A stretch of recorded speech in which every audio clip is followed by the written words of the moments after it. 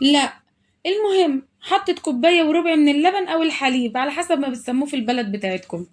قلت لها سيبيهولي، ده بتاع النسكافيه بتاعي، وخدي اللبن البودر. ما رضيتش وقالت لي اشربي انتي اللبن البودر. وحطت معلقه كبيره من الخميره. والله سامحها، مش هعرف اعمل الماسك بتاعي النهارده. وحطت كمان 4 معالق من السكر. وشربت النسكافيه من غير سكر. ضربتهم مع بعض وسابتهم 5 دقايق لحد ما الخميرة تتفاعل. نزلت عليهم بربع كوباية من الزبدة، ومعلقة كبيرة من البيكنج باودر، وربع معلقة صغيرة من الملح. ضربتهم بقى مع بعض.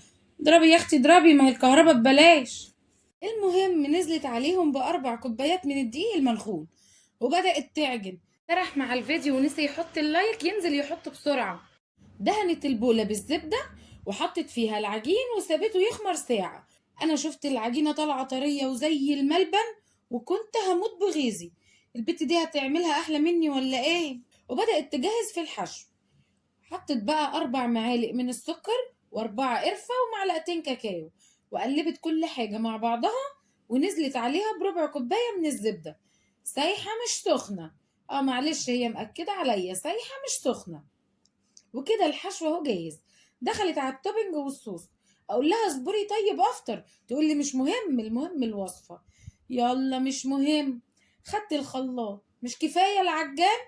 حطت 300 جرام من الكريمة اللباني، ونص كيلو من الجبنة الكريمي، وكوباية لبن بودر، وكوباية سكر بودر، وكوباية حليب أو لبن زي ما بتقولي عليه برضو في البلد بتاعتك.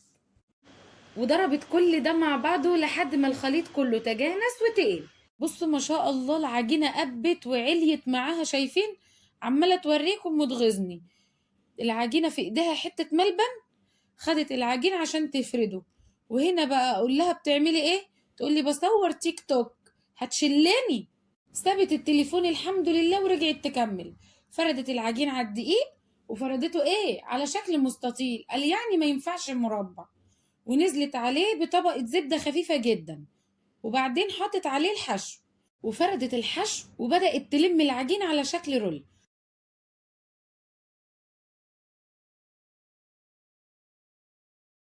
وجابت الفتلة وقطعت العجين وخدت الصاج، دهنته زبدة، ورصت عليه السينابون التحفة ده.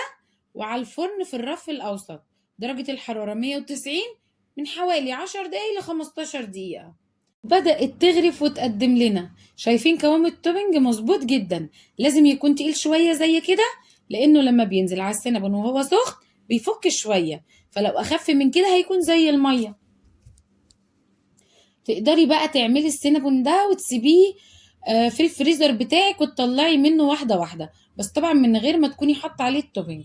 تطلعيه يهدى شوية، ولما يفك 5 دقايق في الميكرويف تحطي التوبنج، وبألف هنا وشفا على قلبك. بصراحة أبدعت. أيوة بقى اديله ادي يا باب. وهنا بقى قلت لنفسي وانا زعلانة ليه؟ دي جت وعملت الحلو وصورت مكاني كمان. ففقت بقى واستعذت بالله من الشيطان الرجيم، وقمت خدتها بالحضن وقلت لها نورتي بيت خالك. اعملوا لها لايك بقى لانها تعبت جدا في الفيديو ده. واللي ما عملش اشتراك ينزل يعمل بسرعة. واشوفكم في فيديو جديد، والسلام عليكم ورحمة الله.